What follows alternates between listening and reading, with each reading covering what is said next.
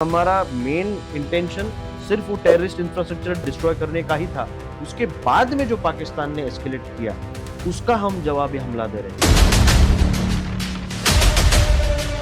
Pakistan media ये कह रहा है ऐसा नहीं है, उन्होंने सिविलियंस पे अटैक किया है। But hmm. पॉइंट ये कि जब आपने टेररिस्ट कैंप्स पे अटैक किया उसमें सिविलियंस मारे जी गए, जी तो वहाँ पे सिविलियंस कर क्या रहे थे? एग्जैक्टली। ये बेसिकली ये चाहते ही है कि एज अ कंट्री हम डिवाइड हो जाए। इतनी भी बेवकूफ नहीं है आज की तारीख में पॉपुलेशन इंडिया की। इंडियंस तो हम बहुत प्राउड हैं, जैसे भी हमारी आर्मी काम कर रही है, we are very proud. We are able to sleep at night because of our soldiers, because of you guys.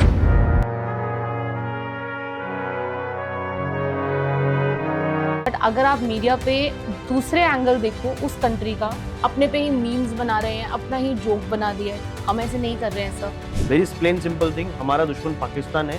आपसी जो बैर है वो बाद में हम बैठ के सॉल्व कर सकते हैं क्योंकि वो अपना इंटरनल मामला है। पाकिस्तान का डिसइंटीग्रेट होना तो बहुत ज़्यादा ज़रूरत है अभी इसको। मीन्स किसी को कंट्रोवर्सी इस स्टेटमेंट से करनी है नहीं करनी, आई डोंट केयर। मैं जो फैक्ट्स है वो बोलूँगा। टेररिज्म लोकल लोगों के बिना पनप नहीं सकता। तो there were definitely some anti national elements. मेरे हिसाब से उन लोगों को तो कड़ी से कड़ी सजा होनी चाहिए। सर ये क्या खुजली है पाकिस्तान को? खुजली क्या है? मीन्स वही मैं बोल रहा हूँ ना, एक तो इनका बेसिक प्रॉब्लम है कि किसी से नफरत करना, ये इनका वेरी एग्जिस्टेंस है। और जब किसी से नफरत करो तो खुद तो बढ़ नहीं सकते। खुद बढ़ नहीं सकते। आपको दूसरों की बर्बादी दिखती है, सिर्फ खुद की आबादी नहीं दिखती। Sir, we are so honored to have you here. I mean, I think ये मेरा जिंदगी का पहला ऐसा पॉडकास्ट है जो मैं बचपन से करना चाहती थी, एक आर्मी मैन से मिलना, and we are actually so honoured to have you. हमारे पास बातें तो सर बहुत हैं, लेकिन पहले आप बताओ कि आपको कैसा लग रहा है सर? बहुत अच्छा लग रहा है और मैं बहुत ऑनर्ड फील कर रहा हूँ फॉर कॉलिंग मी हियर।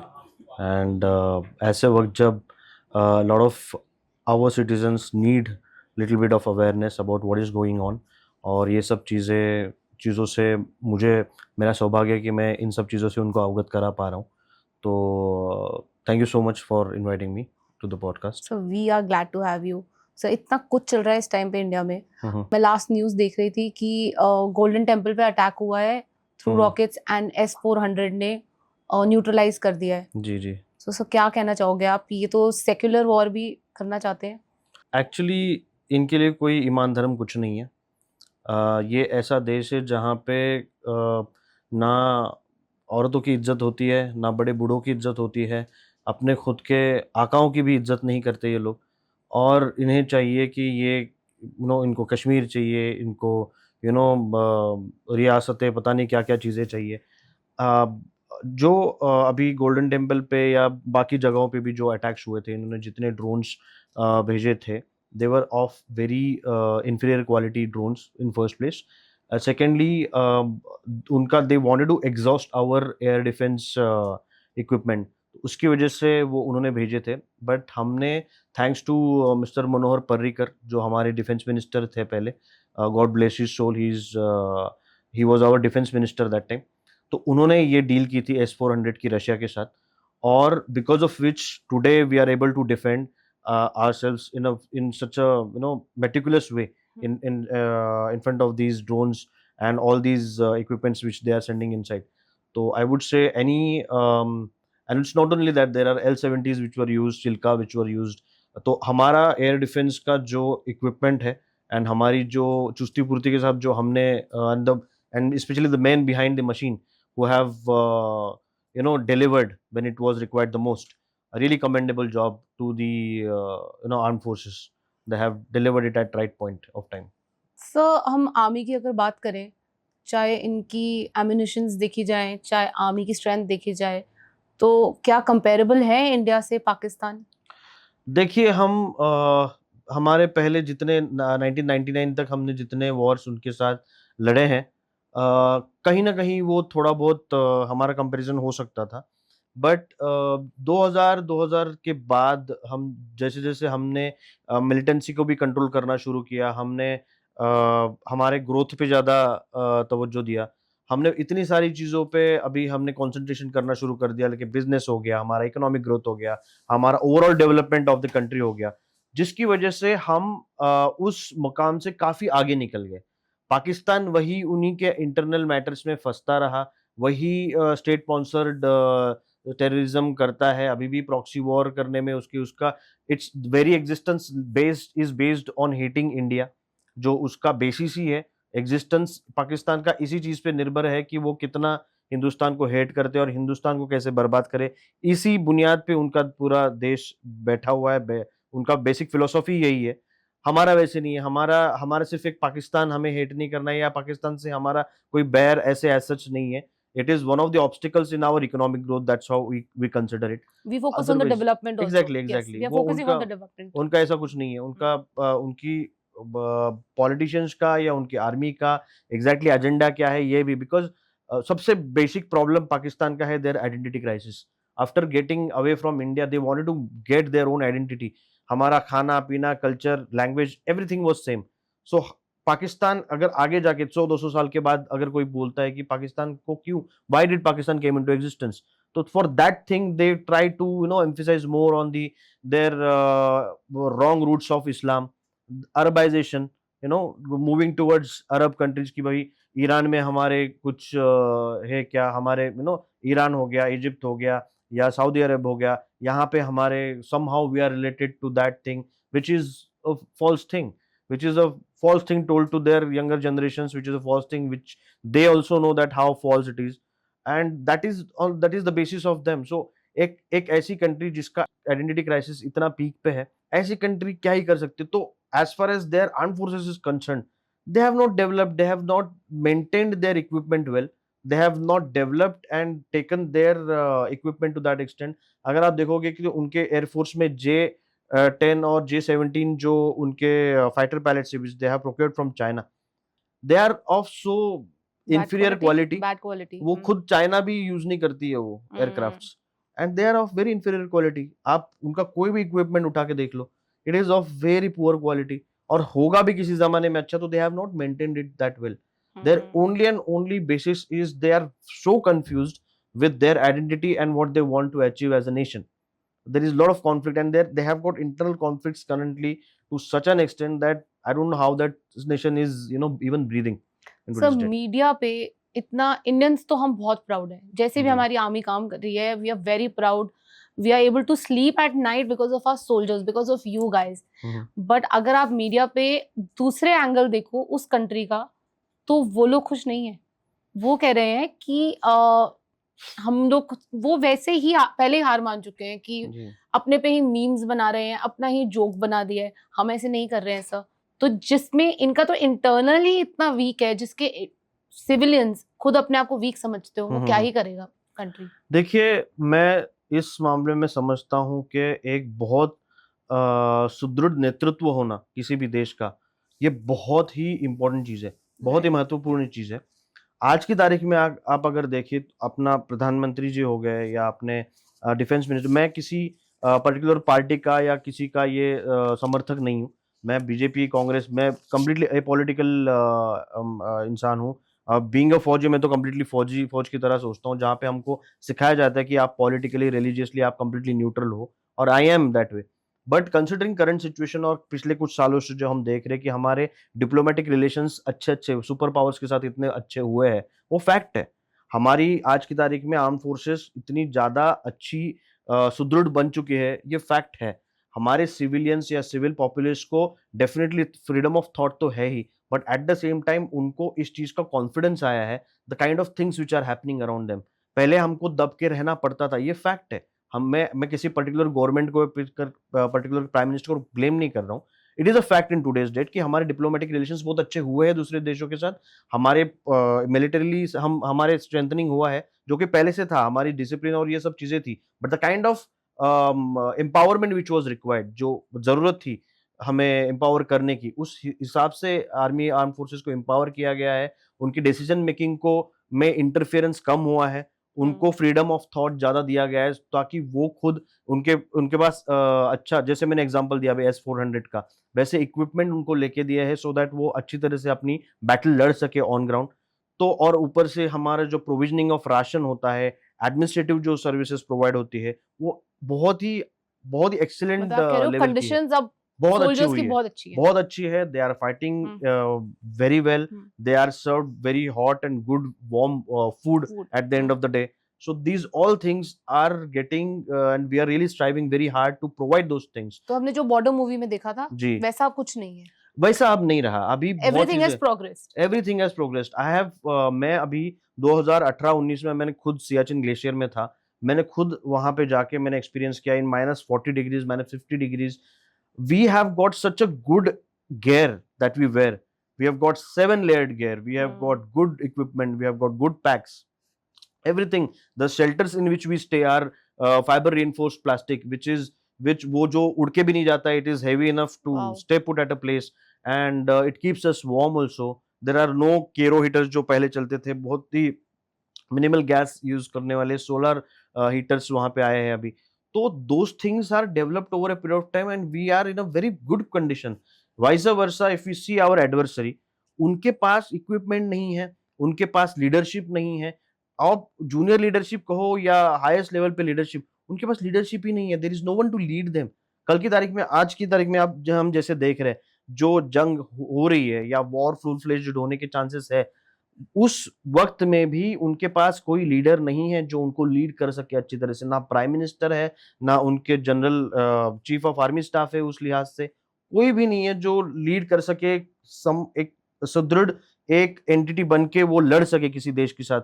उतनी उनमें कैपेबिलिटी है ही नहीं। सर फिर पंगा क्यों इतना, जब पता है सामने वाला इतना स्ट्रांग है तो क्यों लिए जा रहे हैं पंगा ये? In order to gain the sympathy of the world, in order to play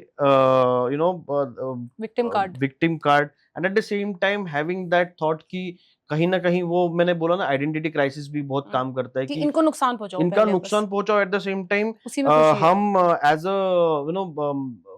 ऐसे मीन्स रिलीजन के आधार पर या धर्म के आधार पर या इस्लाम के बेसिकली उस इस्लाम के आधार पर जिहाद और ये सब चीज़ों को फैलाना, कश्मीरियों में वो चीज़ें डालना, वहाँ के यंगर माइंड्स में वो चीज़ें भरना, मोटिवेट करना धर्म के इस पर, तो दैट ये इज बहुत समथिंग प्रोग्रेसिव नहीं है सर, ये तो प्रोग्रेसिव। कहीं नहीं ये जा सकता। बहुत ही एग्जैक्टली बहुत ही रिग्रेसिव थॉट प्रोसेस है उनका, हम्म, पहले से ही रहा है। हम्म। आज की तारीख में अगर वो प्रोग्रेसिव बनना भी चाहे, और जो कि आई बिलीव बेनजीर भुट्टो और ये जब प्राइम मिनिस्टर थे तब थोड़ा बहुत प्रोग्रेसिव हो रहा था thought process, but again it went back because the moment the army takes over, the army का जैसे कू होता है वहां पे, army takes over, again it becomes regressive.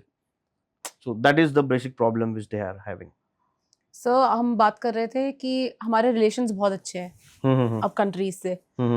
US हमारी साइड लेता है openly, but then arms provide करता है फिर पाकिस्तान को। देखिए, आज की तारीख में that is not the situation. अभी आपने अगर रिसेंटली बयान इन्होंने जारी किया है, जेडी वांस जो वहाँ के वाइस प्रेसिडेंट है, he has said that India और पाकिस्तान में हम इंटरफेयर नहीं करेंगे। India has got its own, हम तब तक इंटरफेयर नहीं करेंगे जब तक कोई हमें दरख्वास्त करता नहीं है उस चीज के लिए इंटरफेयर करने की। मोरओवर ये उन दोनों का इंटरनल प्रॉब्लम है। We as a super power we look at it as a conflict which is Pakistan ने बेस्ट ऑफ किया है, यानी पाकिस्तान में जबरदस्ती ये इंडिया के ऊपर ला दी गई है। The thing that happened Pahalgam में जो हुआ था, apparently he was there in our country that day, 22nd of April को he was on a visit, Indian visit, and he was briefed that way। तो वो हो गया। फिर Russia is also, we have see each and every point, हर एक step पे हमारे एक्सटर्नल अफेयर्स मिनिस्ट्री और हमारी होम मिनिस्ट्री और हमारे प्राइम मिनिस्टर, हर एक स्टेप पे जितने कंट्रीज है, जितने सुपर पावर्स है, जितने हमारे अलाइड नेशंस है, उन सबको ब्रीफिंग कंसिस्टेंट लेवल पे दे रहा है, जो जैसे जैसे हो रहा है। Because of which what is happening is we are in a very good, क्या बोलते हैं, as a good Samaritan we are telling कि दिस थिंग इज हैपनिंग, हम आपको ब्रीफ दे रहे और हम अभी ये एक्शन लेने वाले। ये हम कंसिस्टेंटली उन देशों को देने की वजह से उनका एक तो सपोर्ट हमें मिल भी रहा है। इंटरनेशनल जितनी पावर्स है या कंट्रीज है जो हमारे अलाइड है और नहीं भी अलाइड, जो न्यूट्रल कंट्रीज है, वो भी समझ पा रहे हैं कि India has got a genuine thing now. This was something which was supposed to happen a long back, but अभी ये हो रहा है, तो इस चीज में ना हम इंटरफेयर कर सकते हैं, ना ही करना चाहिए। वो समर्थ है ये चीज, और ये तब आता है जब we have a very strong and mature leadership, when people can understand कि no, this people are mature enough to understand, like if something is happening in Ukraine and if Vladimir Putin is taking, जो कर रहे हो आज की तारीख में, जो अगर यूक्रेन पे हमला कर रहे, तो हर एक इंसान ऐसे नहीं सवाल कर सकता कि Vladimir Putin he wants to be dictator, that's why he is doing that. No, he is a very mature leader, he is come a long way. He was part of KGB, he was part of Russian armed forces, उसके बाद में struggle करके वो prime minister बने, president बने Russia के। तो वो इंसान इतना गलत नहीं हो सकता जब वो कुछ कर रहा है, कार्रवाई कुछ कर रहा है दूसरे कंट्री पे, तो definitely he must have thought about it lot of times.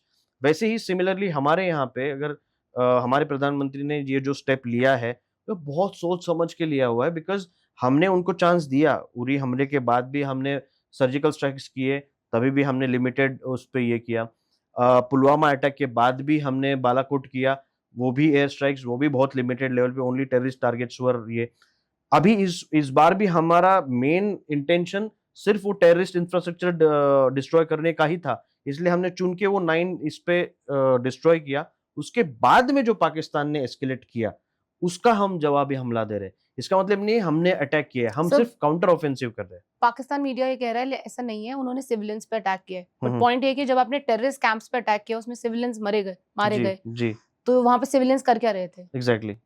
वहाँ पे सिविलियंस एक तो कर क्या रहे थे, और दूसरी बात ये है अगर सिविलियंस वहाँ पे थे या जो भी, हमें जो पुख्ता जानकारी मिली थी, ये जानकारी हमें हमारे सोर्सेज जितने इतने सालों से हमारे लिए काम कर रहे हैं, इतने सालों से हमारा सर्वेलेंस जो कंसिस्टेंटली चल रहा है, वी न्यू एग्जैक्टली, और हमने प्रूफ और एविडेंस के साथ बताया और ब्रीफिंग भी दी है मीडिया को, अपने इंडियन मीडिया को भी ब्रीफिंग दी है, इंटरनेशनल मीडिया को भी ब्रीफिंग दी है कि what exactly has happened, these are the evidences we knew, and we knew exactly where these people had their infrastructure, और उस लिहाज से हमने वहां पे अटैक किया है।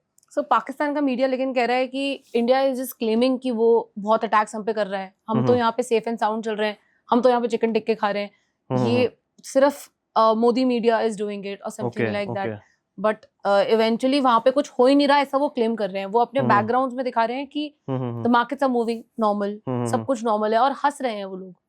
I don't really feel that is the way it is, because I have my course mates, I have my very closest of the closest friends, though I am not calling them, but generally you get to know being served, having served in the same fraternity। ऐसा नहीं है।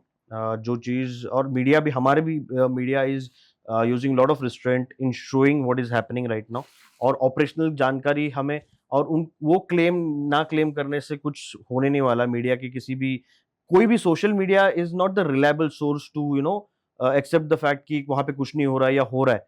Social media can not be the platform through so which you media can. Spoil भी करती है operations को, yes, इतना ज्यादा exactly. Over expose करके जी जी लोगों को बता बता के। जी जी जी, ऐसा हुआ है पास्ट में भी, हमें पता है कि ऑपरेशनल चीजें 26/11 या कारगिल वॉर के वक्त भी जो चीजें डिस्क्लोज हुई थी, वो गलत जिसका थी। पूरा एडवांटेज लिया गया था, दुश्मन ने पूरे तरह से एडवांटेज लिया था उस चीज का, और we have learned over a period of time.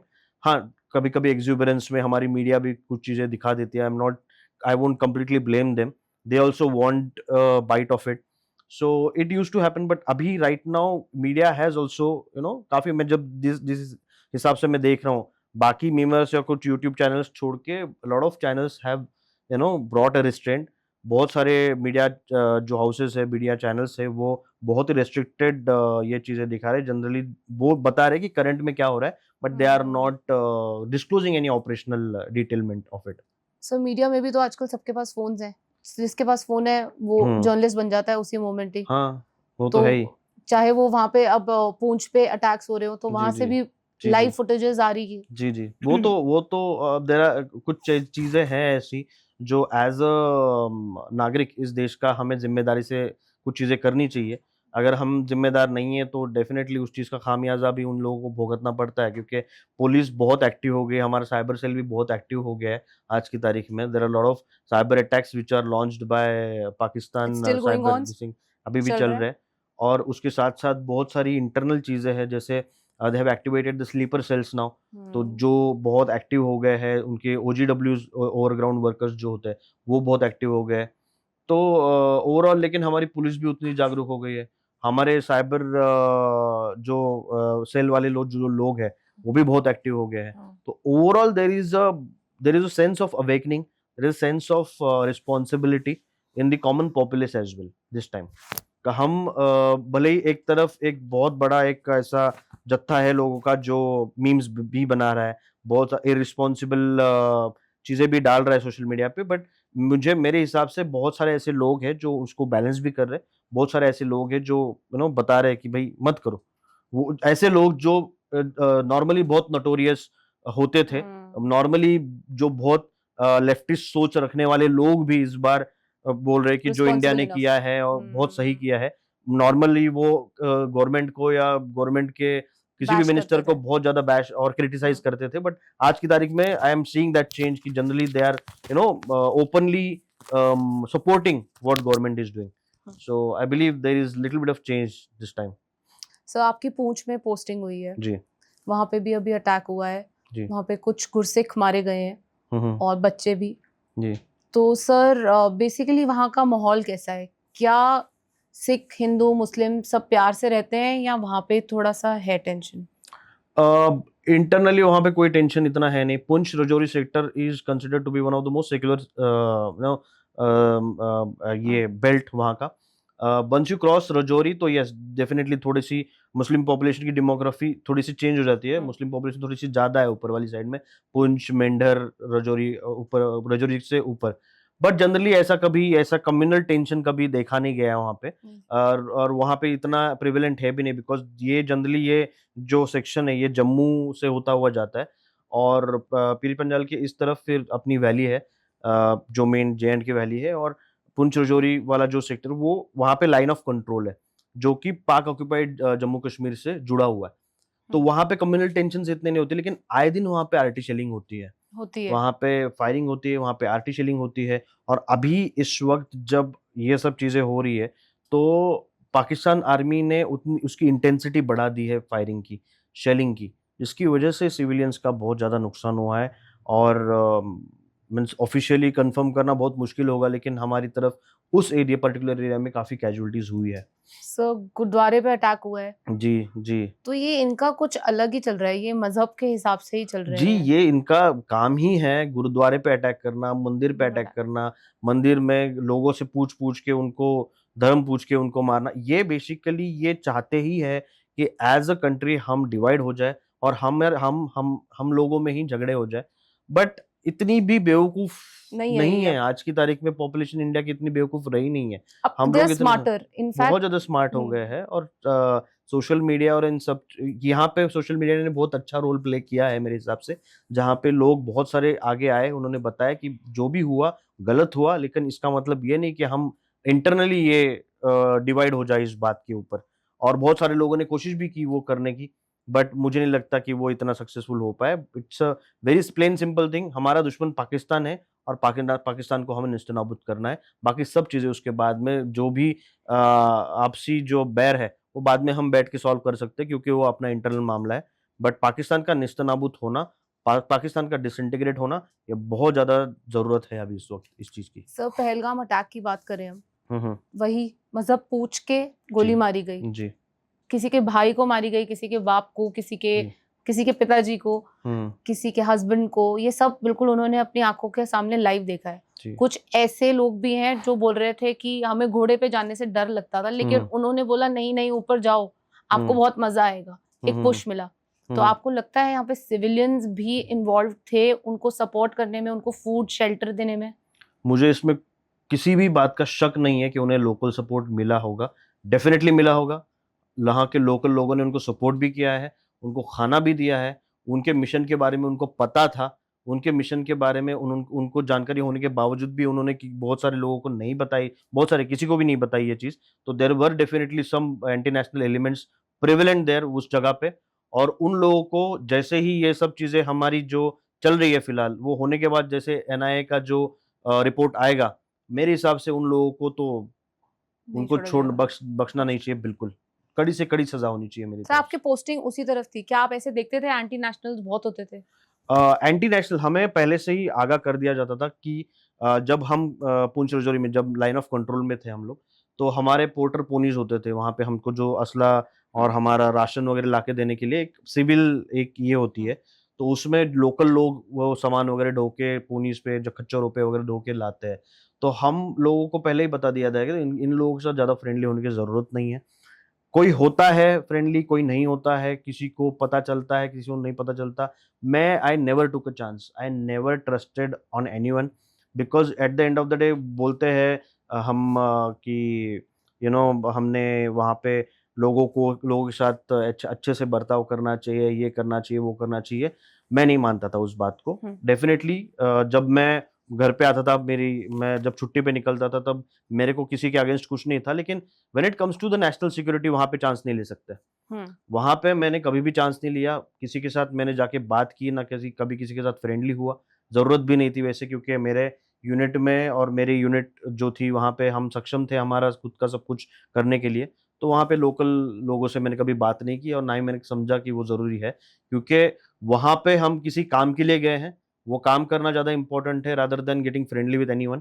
और ज़रूरत नहीं है। हमारे फ़ौज में जवान थे, मेरे जेसीओज़ थे, वही मेरे दोस्त थे और जो जूनियर्स थे, सीनियर्स थे, उन्हीं के साथ मैं बातचीत करता था जब कभी टाइम मिलता था। लेकिन जनरली हम ऐसी जगह पे थे जहाँ पे हमको वहाँ से निकलने में 2 दिन लग जाते थे। तो हम वहीं पे रहते थे महीनों 3-4 महीने के बाद कभी छुट्टी चले गए तो छुट्टी चले गए, नहीं तो तो वहीं पे रहते थे हम लोग। आपने ऐसी कोई एंटी नेशनल्स एज़ इन कभी कोई इन्फिल्ट्रेशन बीट्स बहुत सारी हुई थी सामने के साइड से, जिनको हमने पूरी तरह से ये किया था, रिटेलिएट किया था। I was part of certain operations जहाँ पे we neutralised certain anti national elements who were trying to infiltrate into our territory. लेकिन वो अभी बहुत सारे ऑपरेशंस वहाँ पे हमने कंडक्ट किए थे जिसके मैं डिटेल्स ज़्यादा दे नहीं सकता। बट हुँ। हाँ, definitely I have come across them, I was successful in neutralising them. मेरी टीम ने बहुत अच्छा वहाँ पे सराहनीय काम किया था और हमने कोऑर्डिनेटेड बहुत सारे ऑपरेशंस वहाँ पे कंडक्ट किए थे। तो yes, definitely we have seen and faced these things over there. Sir Pahalgam पे अगर हम वापस आते हैं थोड़ा-सा, हुँ, तो वो जिन्होंने ये बातें सफ़र करी हैं, जो विक्टिम्स हैं, विक्टिम्स हुँ, कहते हैं कि वहाँ पे हमें 1 घंटा किसी ने कोई हेल्प नहीं करी। हुँ, हुँ, हुँ, हुँ। इट वाज़ जस्ट द जो पोनी राइडर्स थे उनके या उन जी, जी, लोगों ने जी। उनको वापस पहुँचाया। जी, बट जी। वहाँ 1 घंटा विदाउट नेटवर्क रहना हुँ, हुँ, हुँ। और वहाँ नेटवर्क नहीं आता ना सर, मिनी नेटवर्क बहुत स्विट्ज़रलैंड कम जिसे कहते रहता हैं। है। एक्चुअली वो जगह जो है ना पहलगाम, उसके बारे में थोड़ा बता दूँ। पहलगाम ऐसी जगह है जहाँ पे बहुत ही सेफ एंड सिक्योर टूरिज़्म चल रहा था वहाँ पे पहले से ही। हुँ, वहाँ पे कभी भी इस टाइप का हमला या इस टाइप की कोई चीज़ सालों से नहीं हुई थी और होने की कोई संभावना भी नहीं थी, दूर-दूर तक। वहाँ पे ऐसी जगह पे अचानक से ये चीज़ होना और वो भी जब पीक सीज़न आपका सीज़न शुरू हो रहा है, ट्रैवलिंग सीज़न टूरिज़्म सीज़न अभी शुरू हो रहा था वहाँ पे, शुरू हो चुका है अप्रैल में। तो उसके होते ही शुरू होते ही ये चीज़ इतना बड़ा हमला होना एक तो वहाँ के लोगों के लिए बहुत बड़ा शॉक था बिकॉज़ देयर आर 2 चीज़ें हैं वहाँ पे। एक तो मीन्स किसी को कंट्रोवर्सी इस स्टेटमेंट से करनी है, नहीं करनी है, आई डोंट केयर। मैं जो फैक्ट्स है वो बोलूँगा। टूरिज़्म जो है वहाँ का, उसपे सब कश्मीरी लोगों का बेसिकली रोज़ी-रोटी उनकी हुँ, डिपेंडेंट है उस चीज़ पे। But at the same time terrorism local लोगों के बिना पनप नहीं सकता। ये भी उतनी सच्चाई है। अगर किसी ने वहाँ पे टेररिस्ट अटैक किया है, हुँ, तो लोकल लोगों को उसका पता होना ही होना था, पता था। पता था ही था। एट द सेम टाइम आज की तारीख में आप जो देख रहे हो, कैंडल मार्चेस निकल रहे, कैंडल मार्च इतने सारे कैंडल मार्च निकाले। कश्मीरी लोगों ने इस अटैक को कंडेम किया। कश्मीरी लोगों ने सब मिल के साथ में लाल चौक में कैंडल मार्च किया श्रीनगर में, सब तरफ कहा कि हम बहुत इस चीज़ का खंडन करते हैं, ऐसी चीज़ें नहीं होनी चाहिए। हमारे टूरिज़्म इतने मासूम मासूम लोगों को क्यों मारा आपने? मैंने कभी पहले कैंडल मार्चेस इससे पहले देखे नहीं थे। हुँ, पुलवामा के वक़्त या उरी के वक़्त कभी कैंडल मार्चेस देखे नहीं थे। पहले जब 1990 में जब इतनी सारी एट्रोसिटीज़ हुई थी हिंदू लोगों पे कश्मीरी पंडितों पे वहाँ पे, तब मैंने कैंडल मार्चेस नहीं देखे थे। तो आज ही क्यों ये हो रहा है कैंडल मार्चेस का? आप क्यों क्यों मतलब आप वही हाँ, मेरे हिसाब से जब जब से 370 का एब्रोगेशन हुआ है 2019 में, उसके बाद में भी बहुत सारे ऐसी Pahalgam was one of the cities Handwara, Kupwara छोड़ के गेंदरबाल, फिर आपका ये पहलगाम, शोपियान ये सब जो ये थे डिस्ट्रिक्ट्स थे, यहाँ पे लोगों ने पुरज़ोर अपोज़ किया 370 के एब्रोगेशन का, जिसकी वजह से वहाँ पे स्टोन पेल्टिंग शुरू हो गई थी। आर्मी के जवानों पे, नॉर्मल सीआरपीएफ पे बहुत ज़्यादा स्टोन पेल्टिंग चल रही थी उस वक़्त। लेकिन 2 से 3 साल में लेफ्टिनेंट गवर्न उसको जब हमने डिसइंटीग्रेट किया 2 यूनियन टेरिटरीज़ में, उसके बाद में बहुत ज़्यादा कंट्रोल आया। लेफ्टिनेंट गवर्नर जो थे वहाँ के, उन्होंने बहुत ज़्यादा कंट्रोल लाया आम जनता पे। उसके बाद में वहाँ पे सक्सेसफुल इलेक्शंस हमने पिछले साल किए 2024 में। Current chief minister is Omar Abdullah, but since last 2 to 3 years, stone pelting had stopped, business started developing, वहाँ पे इकोनॉमिक ग्रोथ हो रही थी। और पिछले स्पेसिफिकली 2 सालों से मीन्स स्पेसिफिकली अगर जून का एक रियासी वाला इंसिडेंस अगर उसको एक्सेप्शन छोड़ दिया जाए हमने, तो उससे पहले business development was at its peak. Her season में इतने सारे टूरिस्ट्स वहाँ पे जा रहे थे।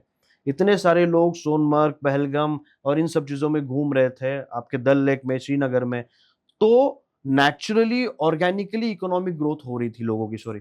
और उसके बाद में जैसे बिज़नेस ग्रो होने लगा, पीपल स्टार्टेड अंडरस्टैंडिंग कि भई यहाँ पे ये बाकी चीज़ें करने की ज़रूरत नहीं है। अभी हमने देखा पिछले 2 सालों से कि इतना ज़्यादा इन्वेस्टमेंट आया है, पीपल हैव रियलाइज़्ड कि इतना ज़्यादा इन्वेस्टमेंट आ रहा है, इतना अच्छा इकोनॉमिक ग्रोथ हो रहा है, तो हमें ऑर्गेनिकली ग्रो होने का यहाँ पे मौका है। तो let's do away with these things, radicalisation और इन सब चीज़ों से। पहलगाम जैसे अटैक होता है या रियासी जैसे अटैक पिछले साल जून में जो हुआ था, ऐसे attacks are just an obstacle in the economic growth of the state. वो बताना चाहते हैं कि और स्पेशली अभी आज की तारीख में हमने जैसे देखा है, एक द रेजिस्टेंस फोर्स टीआरएफ ने ये चीज़ उसका रिस्पॉन्सिबिलिटी लिया था इसका। तो क्या चाहते हैं पाकिस्तान की जो प्रॉक्सी वॉर करने वाले जो टेररिस्ट इंफ्रास्ट्रक्चर है, they also want to create an empathy card in front of the international media।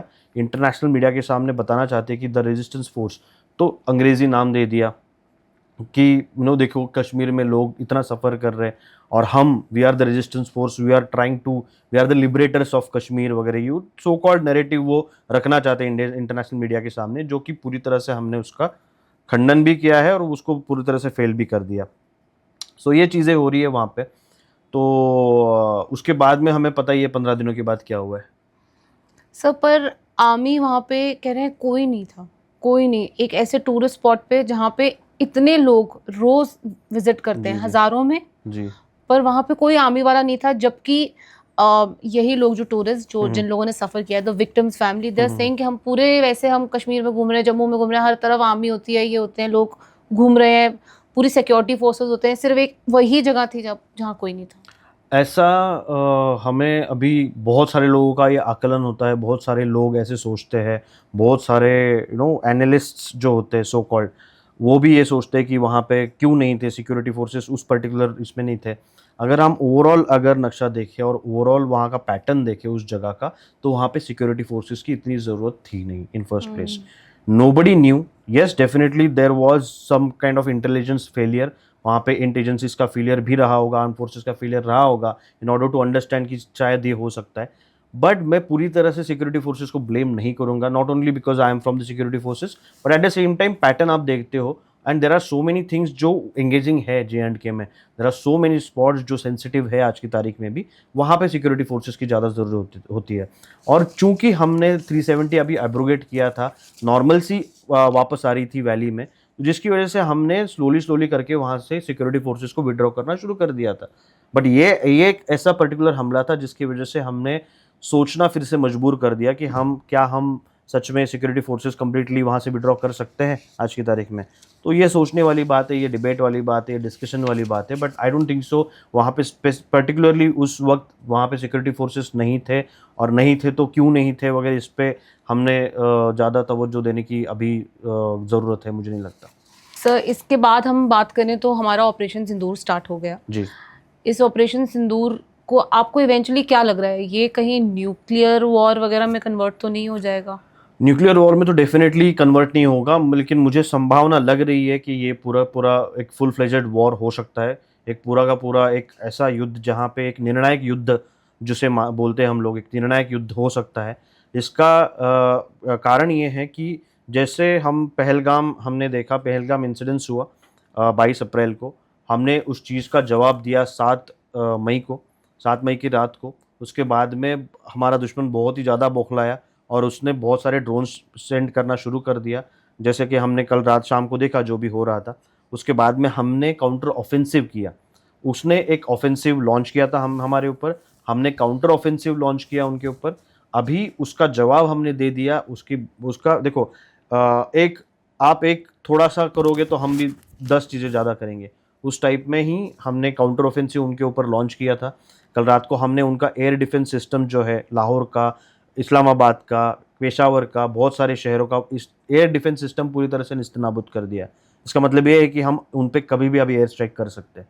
हमने कल उनके कराची पोर्ट पे भी हमला किया है। हमने उनके बहुत सारे सेंसिटिव इलाकों पे हमला किया है और उसका पुरज़ोर कल जितने उसने कोशिश की है इंटरसेप्ट करने की, जितनी उसने कोशिश की अपने फाइटर जेट्स अंदर सेंड करने की, हमने उसका एक F-16 मार गिराया है, which is not a normal thing. It's a huge achievement as far as India is concerned.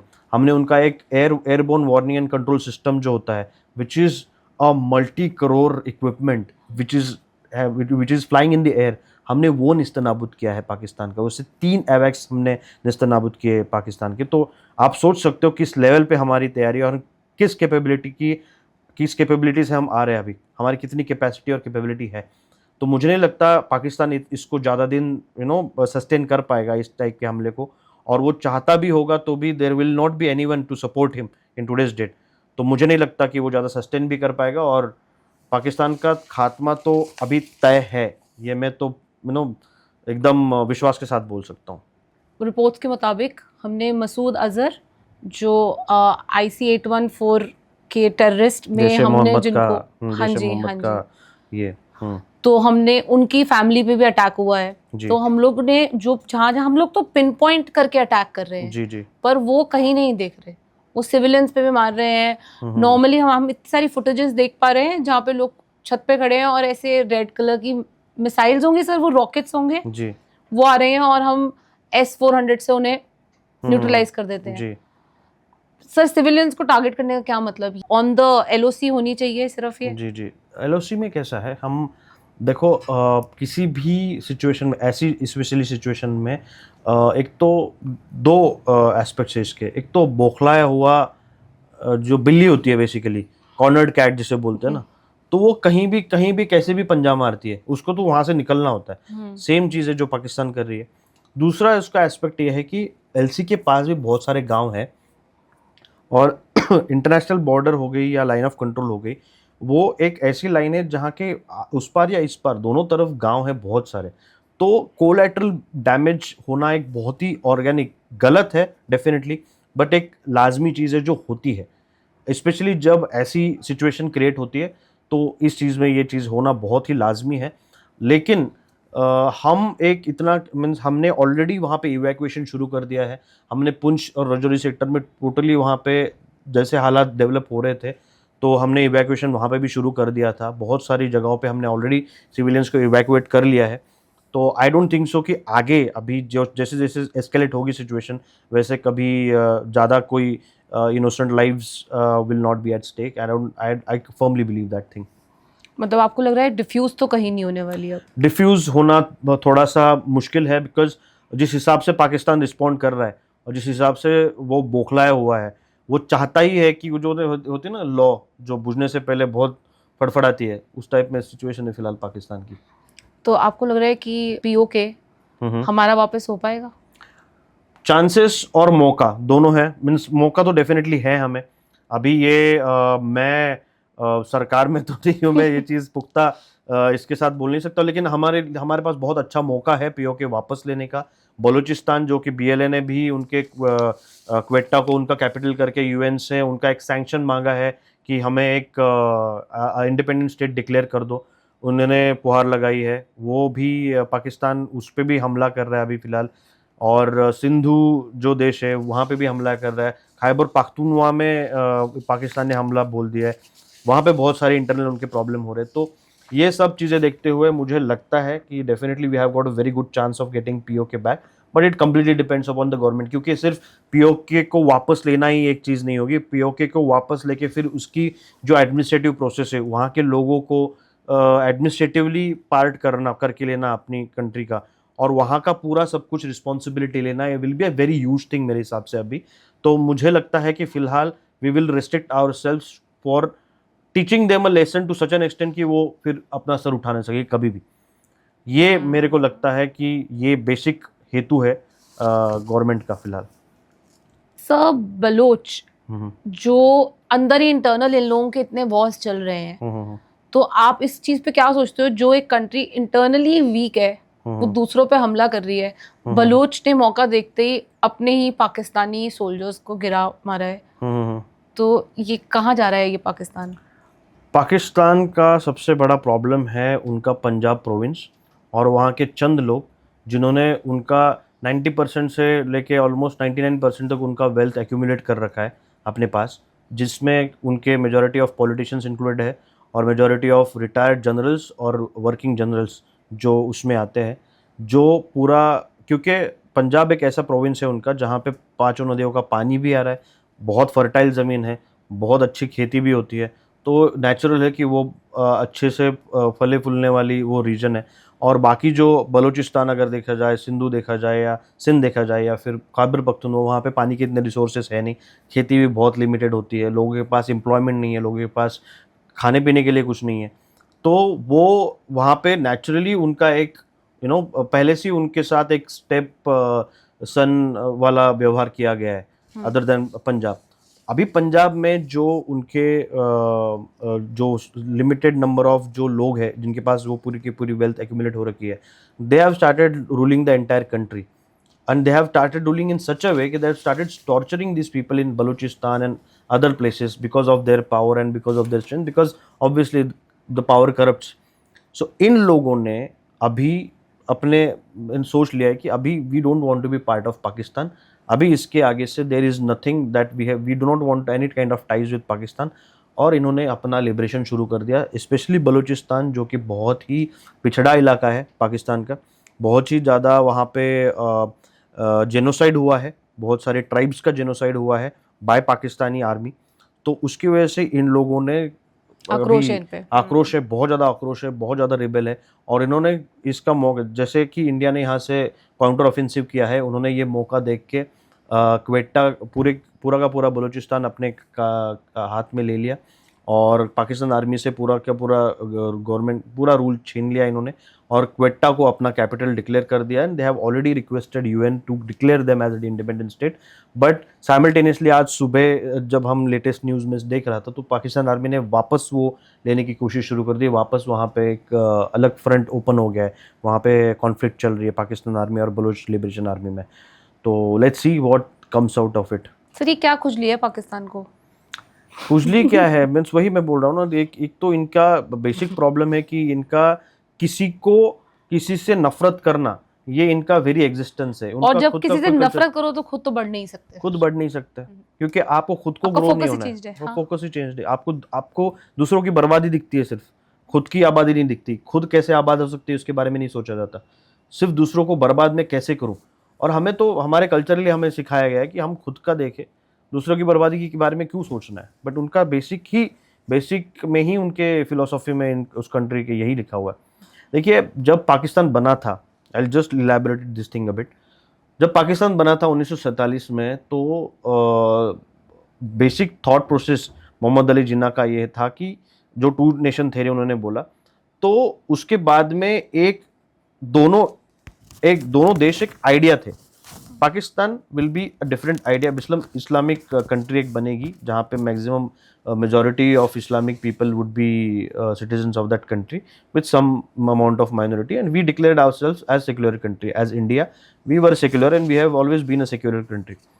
तो दो आइडियाज जब ये बने, उस आइडिया में से किसी को भी सक्सेसफुल होने के लिए, एक भी आइडिया को सक्सेसफुल होने के लिए दूसरी आइडिया को अनसक्सेसफुल होना बहुत ज्यादा जरूरी था। और इतना अनसक्सेसफुल कि मिजरेबली वो फेल ही हो जाए। वही एग्जैक्टली हुआ है हमारे साथ। The idea of India had some capacity, had some potential into it. That's why we are in what we are today.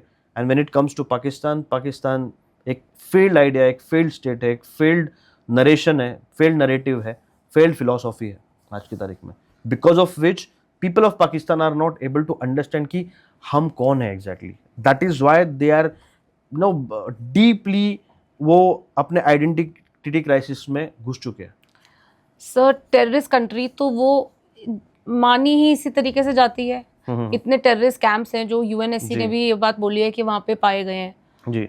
तो हम इससे अगर थोड़ा सा आगे बढ़ें सर, तो आप मुझे बताएं कि आप एक आर्मी पूरे एटमॉस्फेयर में रहे हैं, आपने वहीं hmm, you have fought battles, you have hmm, had operations, hmm, तो आपकी आर्मी में भी हर रिलीजन का बंदा है, जी। हिंदू, सिख, जी। मुसलमान। जी। कितने मुसलमान भी हैं जो सर्व कर रहे हैं हमारी कंट्री जी। को। जी। तो जब ये फाइट्स होती हैं तो उनके क्या रिस्पॉन्स होते हैं? ये आप एक नेशनलाइज तरीके से चल रहे होते हैं कि कभी कभी उनमें भी आप देख पाते हो कुछ? देखो, army, Indian army is one of the most professional आर्मीज in the world. हमारे यहाँ मंदिर, मस्जिद, गुरुद्वारा होता है और उसमें भी परेड होती है। मंदिर, हम कभी उसको हम मंदिर जा रहे हैं या गुरुद्वारे जा रहे हैं, नहीं। मंदिर परेड, गुरुद्वारा परेड, मस्जिद परेड, उसका भी एक तरीका होता है। डिसिप्लिन की तरीके से संडे या ट्यूसडे को सीओ के आदेश के अनुसार वहाँ पे जाते हैं। वहाँ पे मस्जिद में जाते हैं, गुरुद्वारे जाते हैं और मंदिर में जाते हैं। आप जिस दिन एक ऑफिसर बन के यूनिट में आते हो, आपका कोई मज़हब नहीं होता, आपका कोई रिलीजन, कोई कास्ट नहीं होती। जो जिस कास्ट के या जिस रिलीजन के मेरे सोल्जर्स है, वो मेरी कास्ट है। जैसे फॉर एग्जांपल, मैं एक महार रेजिमेंट में था, तो मैं एक महार सोल्जर हूँ। मुझ में कोई डाउट नहीं इस बात का बोलने में, और मुझे हमेशा ही गर्व लगेगा अपने आप को एक महार सोल्जर बोलने में। जैसे कोई मराठा यूनिट में जाता है, कोई मुसलमान भी है या कोई क्रिश्चियन भी है, जो मराठा यूनिट में जाता है वो मराठा बनता है। जो कोई राजपूताना राइफल्स में जाता है वो राजपूत बनता है, राजपूत रेजिमेंट में जाता है राजपूत हो जाता है, गढ़वाल में जाता है, बिहार में जाता है, वो वहाँ के बन जाते हैं। हम ऑफिसर्स का कोई एक नहीं होता वहाँ। हमारे बॉयज़ का जो धर्म है, हमारे बॉयज़ की जो कास्ट है, वो हमारी कास्ट है, हमारा रिलीजन है। और एट द सेम टाइम हम जब एक ऑफिसर्स गैदरिंग होती है, जब जहाँ पे हम मेस में जब जाते हैं, ऑफिसर्स मेस जो बहुत सुना होगा, हमें 3 बेसिक चीज़ें सिखाई जाती है वहाँ पे कि ये 3 चीज़ें कभी भी डिस्कस नहीं होगी। सबसे पहली चीज़ है एक धर्म, religion. We never discuss religion in the mess, we never discuss money in the mess, and we never discuss women in the mess. These 3 basic things which are told, and these are the ethos which we follow in Indian Armed Forces. We do not discuss women in the sense, not specifically about women, specifically about, we don't speak about anything, religion के बारे में भी नहीं, पैसे के बारे में हम डिस्कस नहीं करते। We only discuss about jolly good things which are happening in our lives in the mess. बाकी professionally we know what we do, and we are the greatest example of zero error syndrome in the entire world, how Indian Army works. So What exactly is that syndrome, sir? zero error syndrome zero error syndrome is कि we do not, there is no room for A zero error syndrome. yeah, zero error Okay. syndrome. So there is absolutely no room for any kind of error. Okay. So we cannot, the battles cannot be won, second position होती नहीं है battles में. There is only number 1 position, there are only champions in the, yeah, so that is what, those are the ethos which we follow. So जब war होती है तो हम movies में तो देखते हैं कि इधर वाली साइड भी, मतलब एनी साइड, आप कोई भी जीते या हारे, हमें बुरा लगता है दूसरी साइड के लिए। वहां पे हम इतना खून खराबा सोल्जर्स करके आए होते हैं, अपने यहाँ भी इतना नुकसान हुआ होता है, तो सैडनेस होती है। तो रियली सैडनेस होती है उनको मार गिराने के बाद? ये एक, जैसे मैं बता रहा हूँ, आप अगर कोई काम करते हो, कोई अकाउंटेंट है, कोई आप जैसे आप एंकर हो, ठीक है, कोई भी चीज़ होती है तो वो हम प्रोफेशनली लेते हैं। जैसे कोई बैंक में गया है, अपना अकाउंटेंट का काम कर रहा है, जैसे कोई इंजीनियर है, वो इंजीनियरिंग का काम कर रहा है, कोई डॉक्टर है, वो भी काम कर रहा है, ऑपरेशंस कर रहा है on a daily basis. Sometimes he is able to save the patient, sometimes he is not. इस वक्त जब कोई ऑपरेशन होता है या कोई बैटल होती है, तब नुकसान होता है सामने वाले का, we do not think about the by products of those things. So it's a job. It's a job, it's a profession. We have chosen that profession. Job to kill enemies. Exactly. We are in the job of killing, and we are in the job of professionally neutralizing our enemy. It's not only killing, it's professionally neutralizing them and having an advantage over our enemy all the time, and not let them play with the integrity and the sanctity of our motherland. That is our basic job. That's what we do. Sir, defence technology की उनमें और हमारे में क्या difference है? हमारा updated है और उनका थोड़ा पिछड़ा हुआ है, कुछ ऐसा सीन है? देखो अपडेशन का जैसे मैं पहले बता रहा था, पाकिस्तान आर्मी ने कभी कभी भी इस चीज़ पे जोर नहीं दिया कि कोई अपडेटेड इक्विपमेंट यूज़ करे। जो लोअर रेट में, चीपर रेट में उनको मिल गया वो उन्होंने ले लिया। पहले से ही ये होता आ रहा है। एंड मोर ओवर वो ऐसी कंट्री है जिसपे दुनिया भर के लोन्स हैं। वो अफोर्ड नहीं कर सकते कि नया कोई इक्विपमेंट जो कि कंपैटिबल हो वो ले सके। तो उन्होंने एयरक्राफ्ट्स भी लिए हैं, तो JF-10, JF-17 जो कि ऑब्सोलीट हो चुके हैं चाइनीज़ आर्म फोर्सेस में।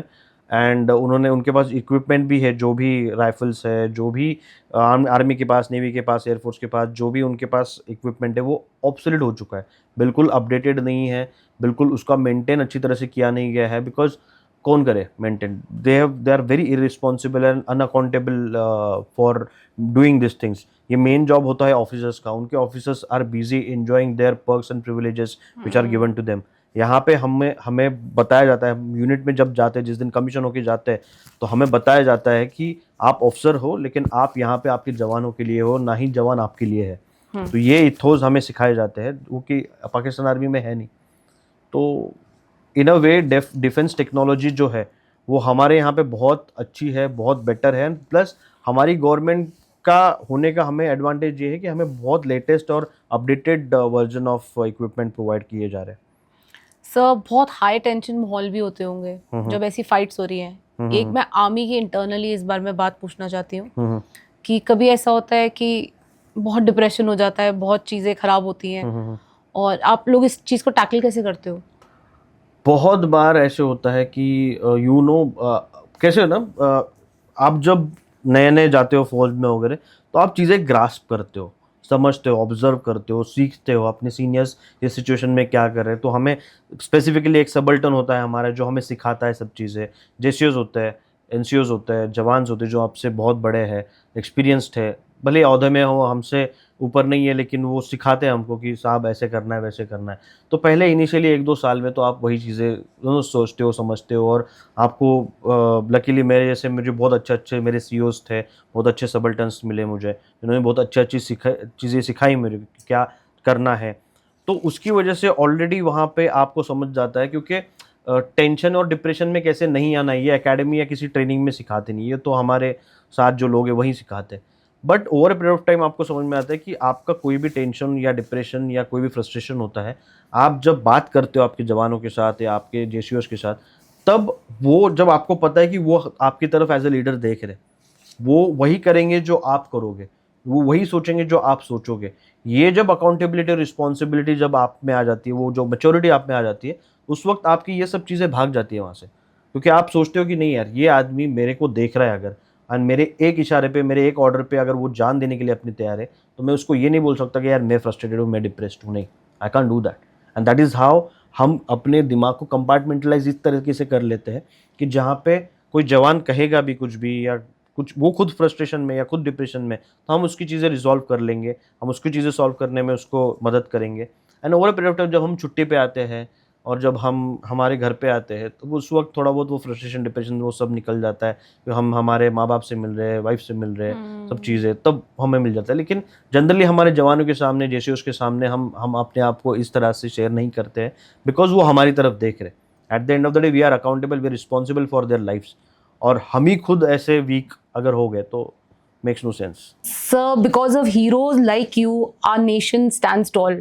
Thank you. We are so proud of you.